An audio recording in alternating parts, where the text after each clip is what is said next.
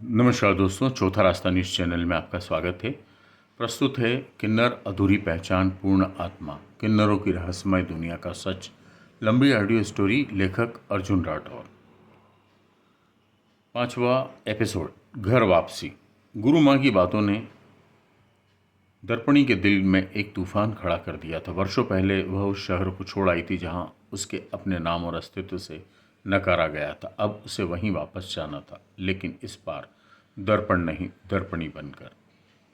अगले दिन सुबह वह ट्रेन में सवार हुई। उसकी हथेली में अब भी माँ की तस्वीर थी, वही माँ जिसने कहा था, ऐसी औलाद से तो अच्छा था बच्चा ही नहीं होता।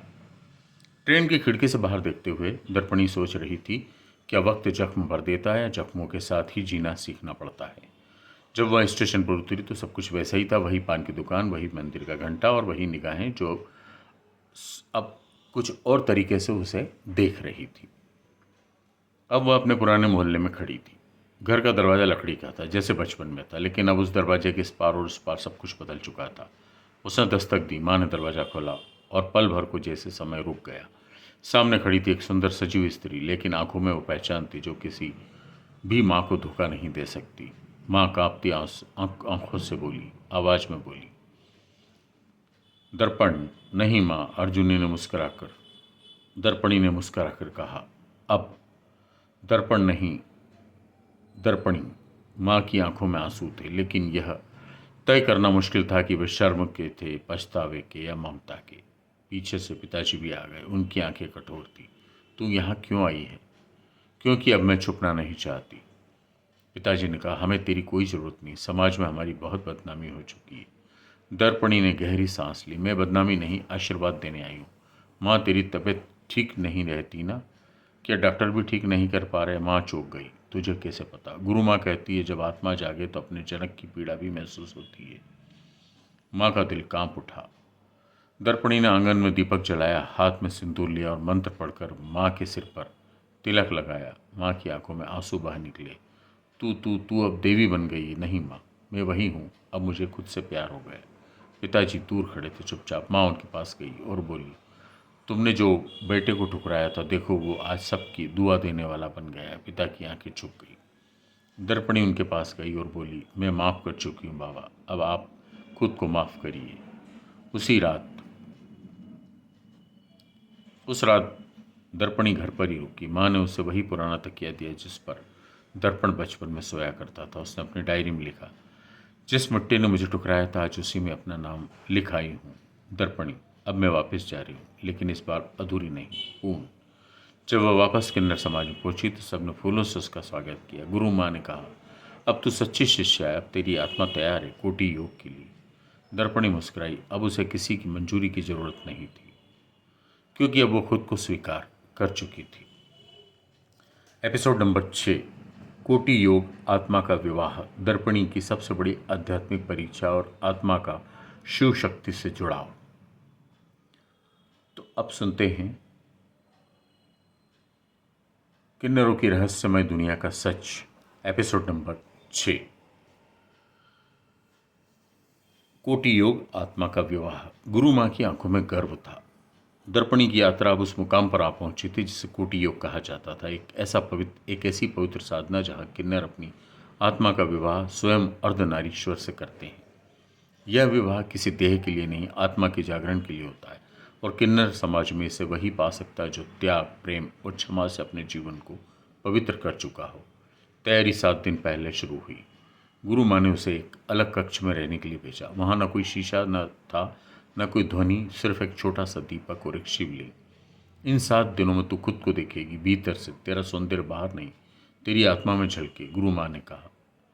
दर्पणी ने मौन साध लिया। वह रोज सुबह भोर में उठती, ठंडे जल से स्नान करती, सफ़ेद वस्त्र पहनती और शिवलिंग के सामने बैठकर सिर्फ एक मंत्र का जाप करती, सो हम, मैं वही हूँ। वह समझने लगी थी कि वह जो शरीर है वह अस्थायी है, लेकिन उसकी आत्मा, जो न स्त्री है न पुरुष, वह साक्षात ब्रह्म है। 7वें दिन के अंत में जब वो ध्यान से उठी तो उसकी आंखें न सिर्फ शांत थी, बल्कि चमक रही थी, जैसे कोई दीपक भीतर से जल रहा हो। कोटि योग की रात आई। एक खुला मैदान, चारों ओर दियों की, दीपों की रेखा, बीच में अर्धनारीश्वर की विशाल मूर्ति, उस मूर्ति के सामने बैठी गुरु माँ और उनके सामने दुल्हन की तरह बैठने जा रही थी दर्पणी, आज के दिन दुल्हन की तरह सजी। लेकिन यह श्रृंगार भिन्न भिन्न था। चांदी की चूड़ियाँ, रुद्राक्ष की माला, लाल साड़ी में सोने का किनारा और मांग में सिंदूर नहीं, भस्म की एक रेखा। सभी किन्नर स्तब्ध थे। इतनी सुंदरता, इतनी तपस्या एक साथ। गुरु माँ ने कहा, आज दर्पणी अर्ध नारीश्वर से आत्मविवाह करेगी। आज से यह शरीर संसार में प्रेम, सेवा और सच्चाई के लिए समर्पित होगा। फिर मंत्रोच्चार शुरू हुआ। ढोल, शंख और घंटे की ध्वनि गूंज उठी। गुरु माँ ने दर्पणी से पूछा, कह दर्पणी, क्या तू अपने भीतर के शिव और शक्ति को स्वीकार करती है? हाँ गुरु माँ। क्या तू इस शरीर को अब समाज की सेवा में समर्पित करती है? हाँ गुरु माँ। क्या तू अब जीवन भर इस नाम को सम्मान से जिएगी और सबके आशीर्वाद का पात्र बनेगी? हाँ गुरु माँ।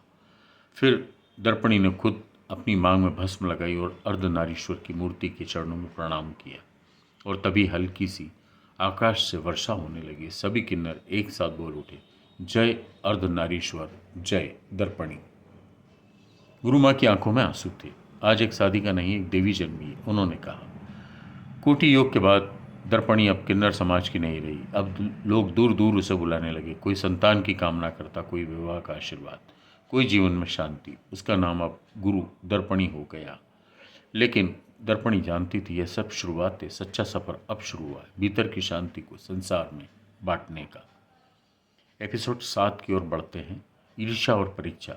जब समाज के भीतर से उठती विरोध की लहर और दर्पणी को अपने ही भाइयों बहनों से जूझना पड़ता है। किन्नरों की रहस्यमय दुनिया का सच, लंबी ऑडियो स्टोरी, लेखक अर्जुन राठौर। एपिसोड नंबर 7, ईर्ष्या और परीक्षा।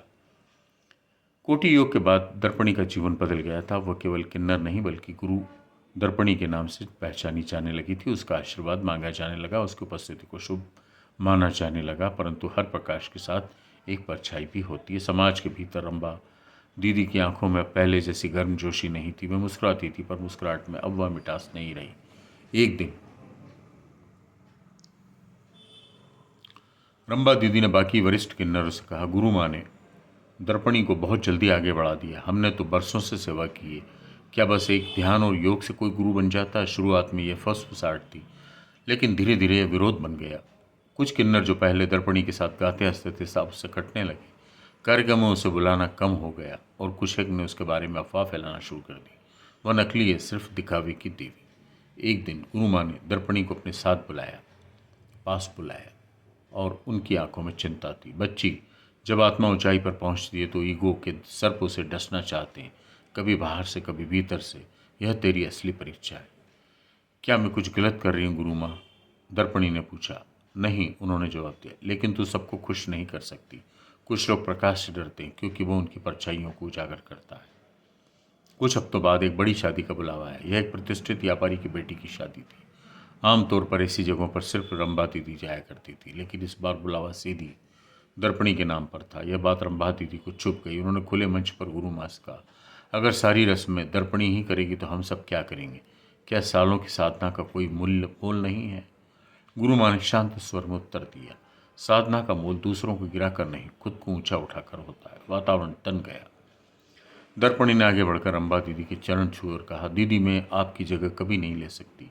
आप मेरे लिए मार्गदर्शक है। अगर आपको लगे कि मैं पीछे हट जाऊं तो मैं खुशी से हट जाऊंगी। रंभा दीदी कुछ पल चुप रही, लेकिन उनके भीतर की ईर्ष्या पिघल रही थी। तभी कुछ किन्नरों ने पीछे से ताली बजाई और कहा, नहीं दर्पणी, तू ही हमारी आशा है। तूने जो सहा है वो हर कोई नहीं सह सकता। शादी वाले दिन दर्पणी ने अपनी सबसे साधारण साड़ी पहनी, माथे पर पैसे की लाल बिंदी लगाई। उसने तय किया, आज कोई आडंबर नहीं होगा, सिर्फ सेवा। विवाह में जब उसने वर वधू को आशीर्वाद दिया तो दुल्हन की माँ की आंखों से आंसू निकल आए। बेटा, तेरी आंखों में जो शांति है वो मंदिरों में भी नहीं दिखती। दर्पणी मुस्कुराई। यही उसका असली पुरस्कार था। वापस लौटते समय उसे रास्ते में रंभा दीदी मिल गई। वे कुछ पल चुप रहीं, फिर बोली, बच्ची, तू सच में गुरु बनने काबिल है। मैंने तुझसे ईर्ष्या की, पर तूने मुझसे प्रेम किया। तूने मुझे ही मेरी औकात दिखा दी, और वो औकात जो एक थी एक बहन की, एक साधिका की, न कि एक प्रतिद्वंदी की। दर्पणी ने उनका हाथ थामा। हम सब एक ही आशीर्वाद की शाखाएं हैं दीदी, कोई छोटा नहीं, कोई बड़ा नहीं, सब में वही शक्ति है। गुरु माँ ने जब यह सब सुना तो उनकी आंखें नम हो गई। आज तूने सबसे कठिन साधना कर ली है दर्पणी, उन्होंने कहा। तूने किसी को नीचा दिखाए बिना ऊंचाई हासिल की, यही है सच्चा त्याग। एपिसोड नंबर 8, धर्म और राजनीति। जब दर्पणी के नाम पर राजनीतिक फायदा उठाया जाने लगता है और उसे अपने अस्तित्व की रक्षा करना पड़ती है। एपिसोड नंबर 8, किन्नरों की रहस्यमय दुनिया का सच क्या है। लंबी ऑडियो स्टोरी, लेखक अर्जुन राठौर। गुरु अर्जुनी अब पूरे राज्य में प्रसिद्ध हो चुकी है। उसका नाम किन्नर समाज में ही नहीं बल्कि आम लोगों के बीच भी श्रद्धा से लिया जाने लगा था। शादी, गृह प्रवेश, मुंडन, हर शुभ कार्य में लोग उसे दर्पणी लोग अब सिर्फ दर्पणी का आशीर्वाद चाहते थे। पर प्रसिद्धि का एक चेहरा भी होता है, राजनीति। पर प्रसिद्धि का दूसरा चेहरा भी होता है, राजनीति। एक दिन एक कारवां उसके डेरे पर आया। सफ़ेद कपड़े पहने भरी गाड़ियों में नेता और अधिकारी उतरे। उनके हाथों में उनके साथ थे कुछ मीडिया कर्मी। सामने आया विधायक शैलेश त्रिपाठी, दिखावटी मुस्कान। गुरु दर्पणी जी, उन्होंने हाथ जोड़कर कहा, हमारे दल को आपके आशीर्वाद की जरूरत है। चुनाव नज़दीक है और आपकी एक सभा में उपस्थिति हमारे लिए सौभाग्य होगी। दर्पणी ने सहजता से पूछा, आपके लिए या आपके वोटों के लिए? त्रिपाठी मुस्कुराया, देखिए, आपकी छवि बहुत पवित्र है। अगर आप हमारी रैली में सिर्फ मंच पर खड़ी हो जाएं तो समाज को अच्छा संदेश जाएगा और हम आपको सामाजिक कल्याण समिति का चेयरपर्सन बना देंगे। दर्पणी चुप रही। गुरु माँ ने पहले ही चेताया था, जब राजनीति किसी आत्मा को इस्तेमाल करने की कोशिश करे तो समझो कि तुम्हारे अस्तित्व पर प्रश्न चिन्ह लग चुका है। रंबा दीदी और कुछ अन्य किन्नर तो इस प्रस्ताव से उत्साहित थे। बेटा, अब वक्त है कि हम सत्ता के करीब जाएं। रंबा दीदी बोली, तू मंत्री नहीं बन रही, बस मंच पर ही तो जाना है। पर दर्पणी की आत्मा कुछ और कह रही थी। कल रात उसने उस रात ध्यान किया। शिवलिंग के सामने बैठकर वह सोचती रही, क्या मैं एक प्रतीक बनकर रह जाऊं या फिर एक चेतना बनकर लोगों की आत्मा को जगाऊं। अगली सुबह उसने निर्णय लिया। दर्पणी ने मीडिया और नेताओं के सामने एक छोटी सी सभा आयोजित की। मैं राजनीति का हिस्सा नहीं, उसने कहा, मैं समाज की आत्मा का प्रतिनिधित्व करती हूँ और आत्मा न किसी पार्टी की होती है न किसी वोट बैंक की। त्रिपाठी के चेहरे की मुस्कान धीरे धीरे गायब होने लगी। तो क्या आप हमारे निमंत्रण को ठुकरा रही हैं? मैं अपने सम्मान को बिकने से रोक रही हूँ, दर्पणी ने कहा। आपको इसका नुकसान होगा, त्रिपाठी ने धमकी दी। नुकसान तो तब होता जब मैं अपने अंतःकरण से समझौता करती। सभा में मौजूद कई लोग चुप थे, लेकिन कुछ के चेहरे पर गर्व की झलक थी। बदले की आग जल्द ही भड़क उठी। कुछ दिनों बाद दर्पणी के डेरे पर नगर पालिका की टीम आई। उन्होंने बताया कि उसका डेरे का पट्टा अवैध है, उसे खाली करना होगा। रंबा दीदी घबरा गई। ये सब उस मना करने का नतीजा है, गुरु माँ ने गंभीर होकर कहा। जब कोई किन्नर अपने अस्तित्व के लिए खड़ा होता है तो सत्ता डर जाती है और डर हमला करता है। पर दर्पणी डरी नहीं। उसने मीडिया को बुलाया, स्थानीय लोगों को साथ लिया और एक शांति मार्च निकाला, जिसमें उसने कहा, मैं उस जमीन को छोड़ सकती हूँ लेकिन आत्मा की आवाज़ को नहीं। मैं मंच नहीं चाहती, मुझे लोगों का मन चाहिए। मैं कुर्सी नहीं, करुणा की शक्ति चाहती हूँ। ये शब्द वायरल हो गए। लोगों ने दर्पणी का समर्थन किया, छात्रों ने वीडियो बनाए, महिलाओं ने उसे देवी की तरह देखा और कुछ पत्रकारों ने उसे भारत की पहली आध्यात्मिक किन्नर आइकन कहा। अंततः नगर पालिका को पीछे हटना पड़ा। गुरु माँ ने एक रात दर्पणी से कहा, तू अब साधिका नहीं रही, तू अब एक आंदोलन बन चुकी। लेकिन ध्यान रहे, आंदोलन का केंद्र हमेशा शांति होना चाहिए, अहंकार नहीं। दर्पणी ने सिर झुकाया, गुरु माँ, अब मैं और भी जिम्मेदार हूँ। मेरी हर मुस्कान, हर चुप्पी अब समाज के लिए संदेश बन चुकी है। एपिसोड के अंत में दर्पणी अपनी डायरी में लिखती है, मुझसे मेरी ज़मीन छीनी जा सकती पर मेरी पहचान नहीं। मैं राजनीति से लड़ नहीं रही, मैं अज्ञानता से लड़ती हूँ। इस युद्ध में मेरा हथियार आत्मा की सच्चाई है। Episode number 9,